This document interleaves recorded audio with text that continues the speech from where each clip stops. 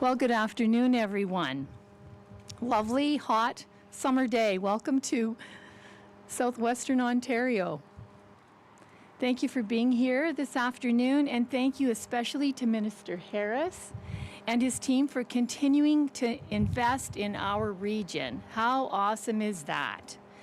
Your government has certainly been a friend to Essex County, helping fund the infrastructure that we need to build more homes, create more jobs, and strengthen our economy. Your government also supported the new battery plant, the new regional hospital, and let me just say, the long-awaited expansion of Highway 3 over to the left. And as someone who travels regularly from Leamington, thank you for making that vital corridor safer and even more supportive of economic growth. Now, today's announcement is another example of the province recognizing the unique needs and circumstances of our region. Essex County has a long history connected to oil and gas exploration. And I do want to include my friends from Chatham-Kent, okay? While that history helped build our communities, it also left behind legacy infrastructure that requires ongoing attention, planning, and preparedness. The safety of our residents, first responders, and community is always our highest priority. And that's why we're proud to have worked with the Ministry of Natural Resources and our local partners through the Legacy Oil and Gas Wells Action Plan. This initiative demonstrates the value of regional collaboration. Let me repeat, regional collaboration. No single municipality can tackle these challenges alone. None of us can.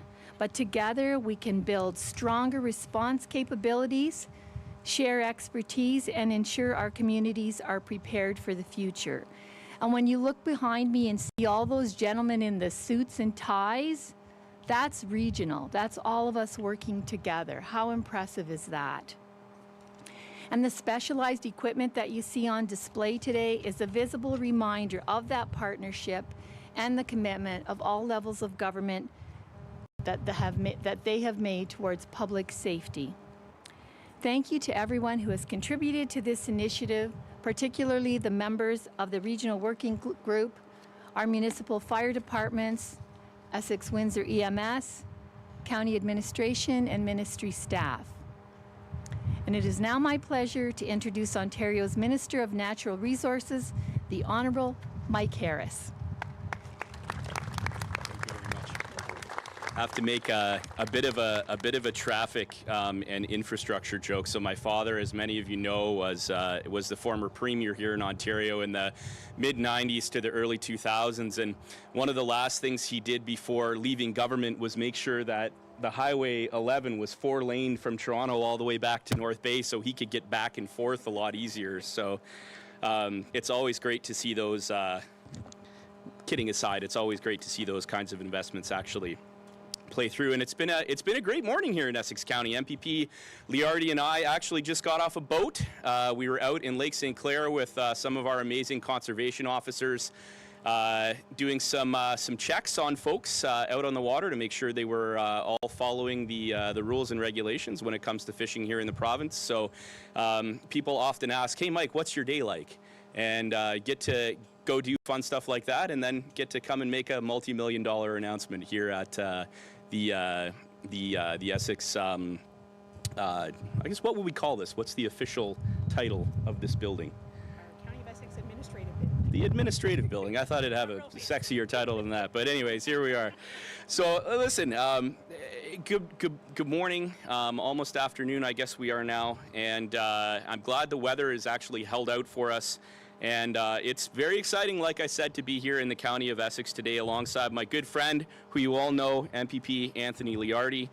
Such a great champion for this region, is always continuing to drive investment here, and is doing a great job, not only advocating for you at Queen's Park, but also as the parliamentary assistant, sort of second in command with the Ministry of Health. So he's an invaluable asset to us all.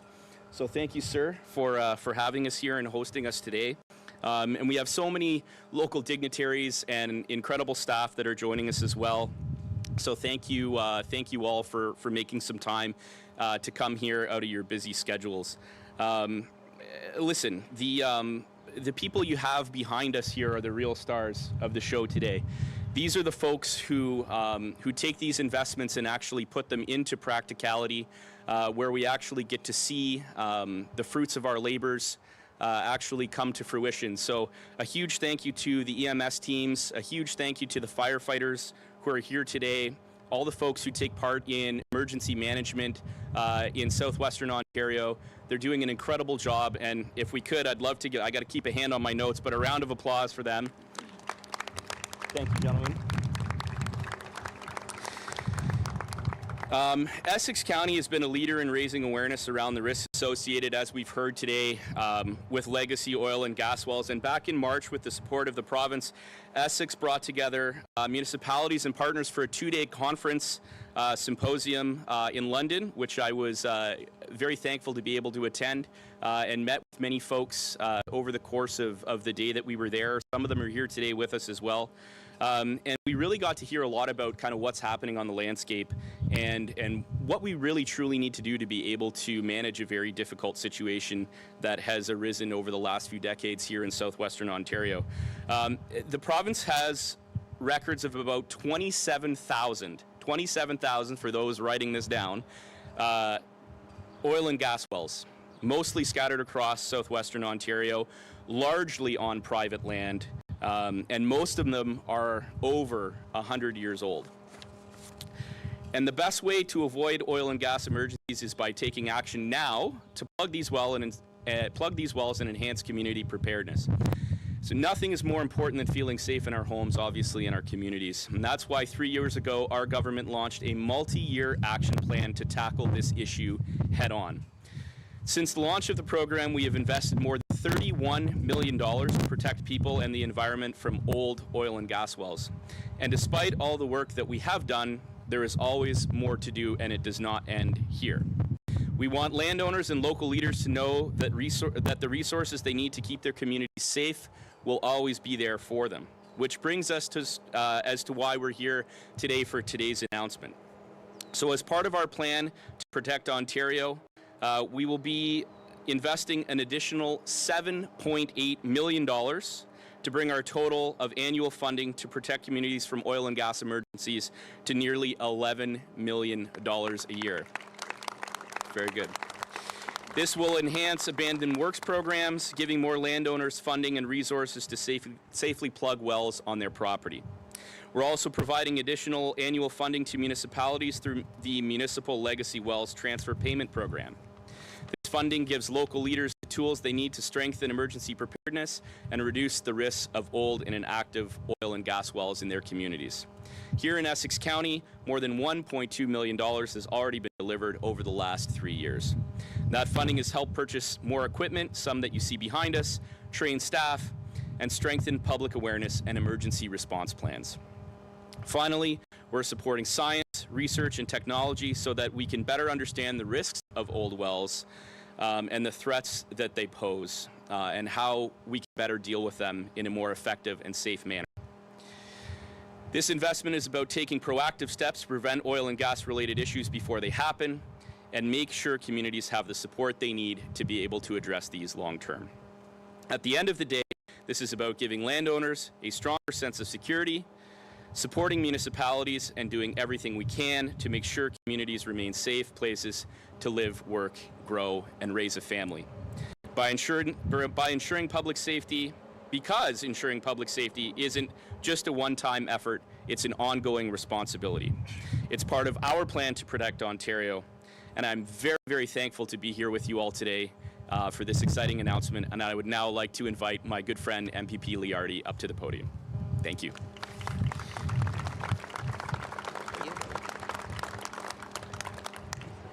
Thank you, Minister Harris. My name is Anthony Liardi. I'm the member of Provincial Parliament for the riding of Essex.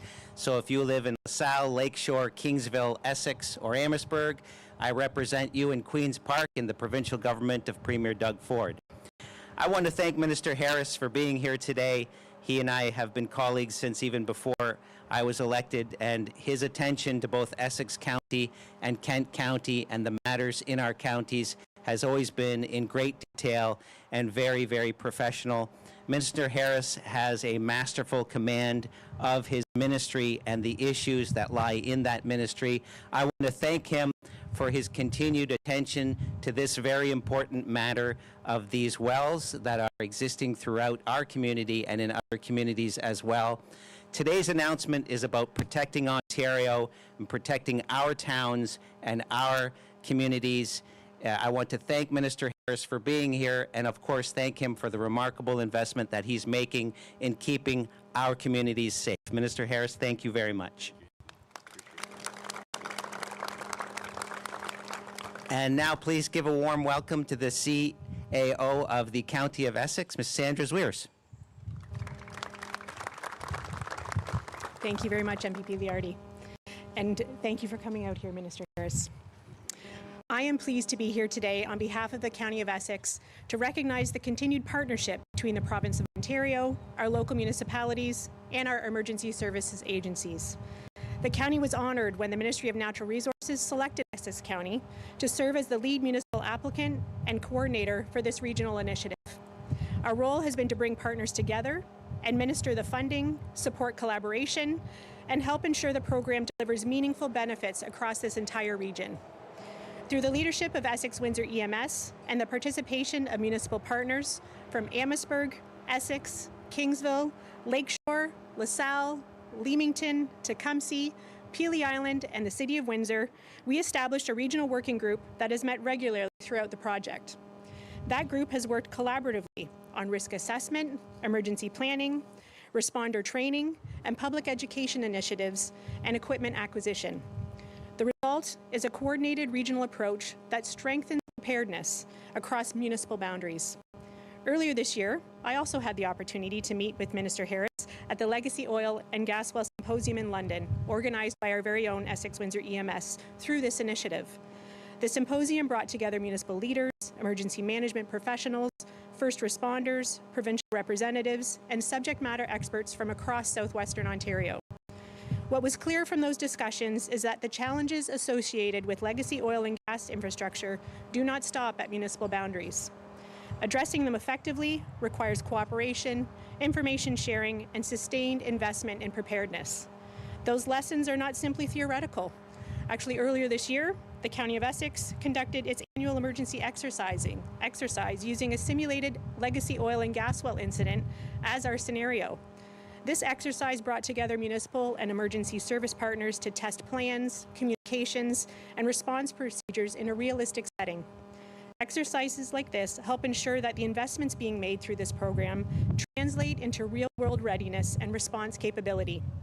That is exactly what this initiative has helped achieve.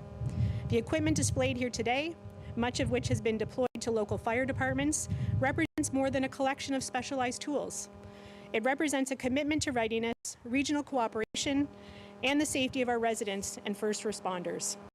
I would like to thank Minister Harris and the Ministry of Natural Resources for their many years of continued support, as well as the many municipal and emergency service partners whose dedication has made this initiative a success. Thank you.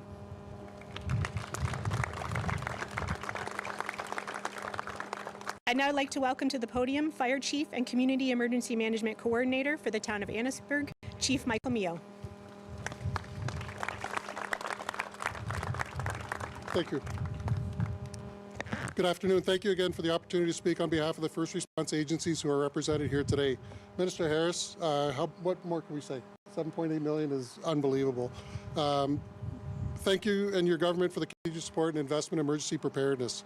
The resources provided through this program have helped municipalities and emergency responders to attend specialized training, conduct full-scale exercises, procure specialized equipment that you see here today, and build the capacity that we need to safely manage these unique and hazardous incidences. Thank you again as well, local MPP Liardi, for your support and continued advocacy for all of our municipalities. I need to take a moment to recognize the leadership of the County of Essex for the support and the hours and hours of work that they've put in to help us get to where we are today. Warden McDonald, CEO Swears, And Chief Lammers, thank you very much for your efforts. Your staff has helped us move these initiatives forward and get them across the finish line. Mr. Harris, we're grateful for the support we've received to date, but the work, as you said, is not done.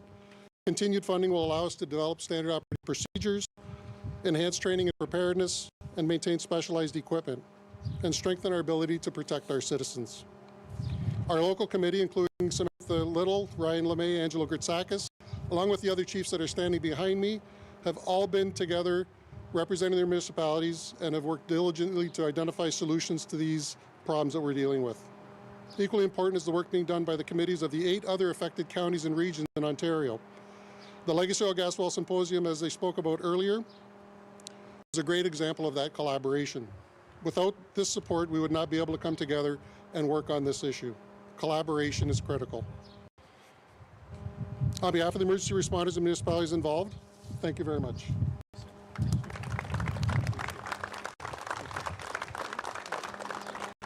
So I think that concludes the formal part of our announcement, but happy to take some questions at this point from the media.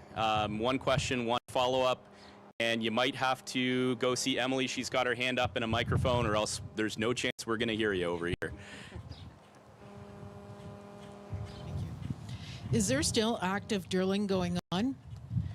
Like for the gas wells, or even in the lake, are they still drilling for natural gas? So we do have several gas wells under Lake Erie that are still operational.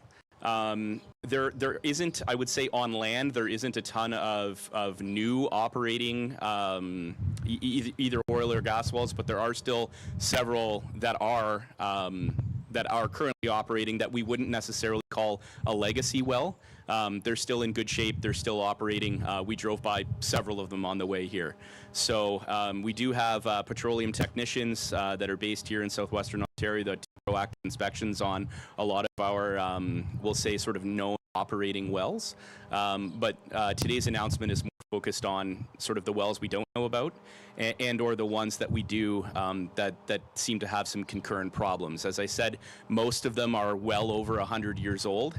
I know it's kind of staggering to think we had a pretty thriving oil and gas industry here in southwestern Ontario 100 years ago. But as you drive around and see places like Petrolia, for example, or some of the other, we'll just say, more interesting names that you find not too far from here, we know that there's obviously an issue, and that's why we're trying to address it. Yeah, you're welcome. I was just wondering if you can comment. Sorry, can you just speak up? Yeah, thank you. I was just wondering if you can comment on if the local community group that was working on this has been in collaboration with others within the province. Sorry, I missed the last part. If the local community group that was working on this project is worked with other community groups that have had similar issues. Oh yeah, across the absolutely. province. Yeah, so a lot of the communities, municipalities here in southwestern Ontario are in regular contact with each other. They often do cross-training. They look at ways that that certain departments, whether it be fire, police, EMS, can actually come together to help manage emergency situations in nearby communities that may have never had to deal with these types of situations before. Obviously, in Wheatley and the things that we've seen there, and Councillor Lauren Anderson is standing right behind you, kind of on the front lines of things that have been happening there in the municipality. They've done a really good job of reaching out and being very proactive, and that's why the Oil and Gas Symposium, which was held with 9 different municipalities just a few months ago in London, I think was so important. They got to hear from various speakers who are either part of the landscape currently. They actually had people from other provinces come in and give some talks as well. So being really proactive. I don't know if you guys want to touch on that anymore. I mean, I think that kind of covers most of it. But Chief, if you're, yeah. We work with them on a regular basis. Come on up here. Yeah, so the 9 partner municipalities work on a regular basis on this subject and try to work out funding and equipment and best practices to make sure that we're approaching this in the same way.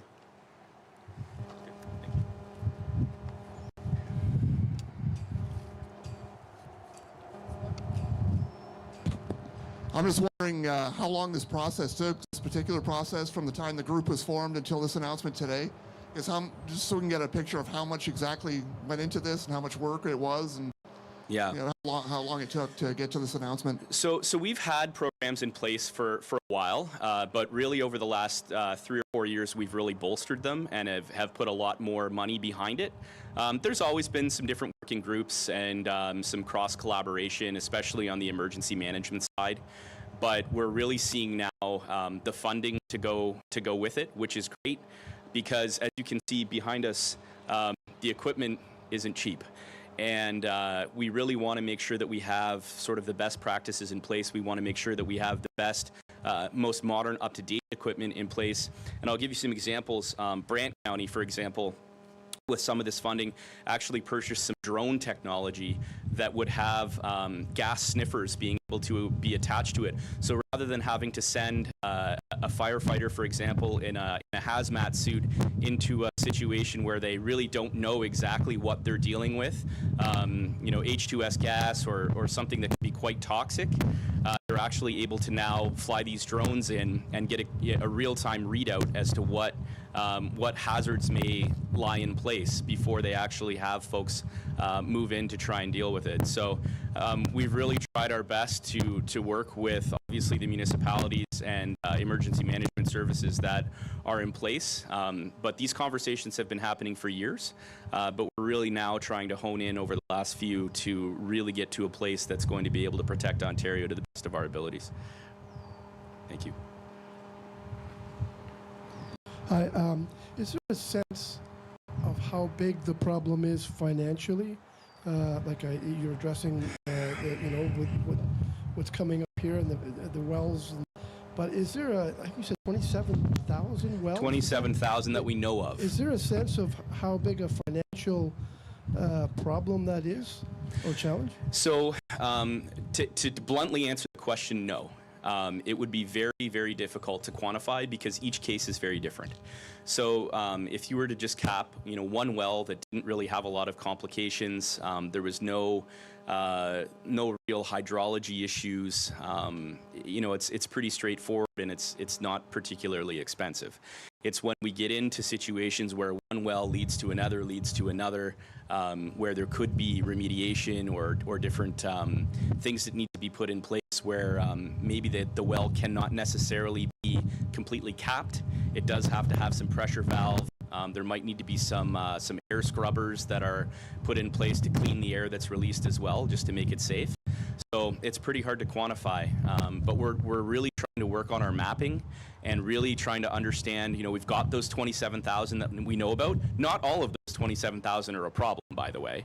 Those are, to the earlier question, some of those obviously are ongoing, you know, wells that are in use.